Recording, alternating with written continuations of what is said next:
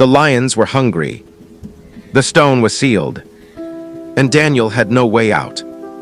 Just hours earlier, Daniel had been one of the most trusted men in the kingdom. But because Daniel refused to stop praying to God, his enemies finally got what they wanted.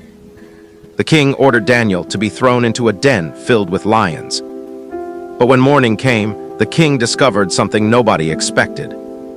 Daniel was still alive. Daniel had everything a man could have wanted. He was respected in the kingdom, trusted by the king, and known for his wisdom and integrity. But Daniel had something his enemies could never take from him: his faith in God. Daniel had served faithfully for years, and because of his excellent character, the king planned to place him over the entire kingdom. That made some of the other officials jealous. They searched for something, anything, they could use against Daniel. But they couldn't find corruption in him. They couldn't find dishonesty. They couldn't find a reason to accuse him.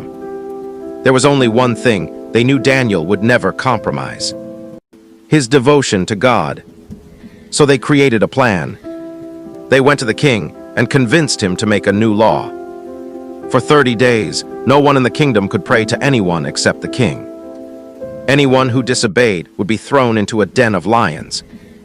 The king agreed. But Daniel heard about the new law, and Daniel knew exactly what he would do. He went home, opened his windows toward Jerusalem, got down on his knees and prayed to God, just as he had always done. His enemies were watching, and they caught him. They immediately went to the king and reminded him of his own law. The king was devastated. He realized that Daniel had been trapped. He spent the day trying to find a way to save him, but the law could not be changed. Finally, the king gave the order. Daniel was taken to the lion's den. The stone was placed over the entrance, and the king said that he hoped Daniel's God, the God he continually served, would rescue him. Then the king returned to his palace. That night he couldn't sleep. He refused food. He couldn't listen to music. His mind was on Daniel. But inside that dark den, Daniel was surrounded by lions. Their eyes watched him in the darkness. Their powerful bodies moved around him. Yet Daniel continued to trust God. Then God sent an angel and shut the lions' mouths.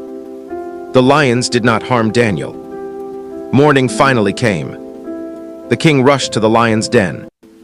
He called out, "Daniel, servant of the living God, has your God been able to rescue you from the lions?" Then came the answer the king was hoping for. Daniel was alive. His God had protected him. The king ordered Daniel to be lifted out of the den. And when Daniel came out, everyone could see that he had not been harmed. Not even a wound was found on him. Why? Because Daniel had trusted in his God. Daniel's story is more than a story about lions. It is a story about faith when obedience becomes costly. Daniel didn't know how God would rescue him. He didn't know whether he would survive the night. But he continued to trust God anyway. Sometimes faith doesn't mean knowing what will happen next. Sometimes faith means doing what is right even when you cannot see the outcome. Daniel entered the lion's den alone. But he was never truly alone. And that is the lesson we can remember today. When your faith is tested, don't measure God's presence by the size of your problem. Daniel saw lions. God saw a servant who refused to stop trusting him. If Daniel's faith encouraged you, subscribe to Epic 3D for more cinematic Bible stories.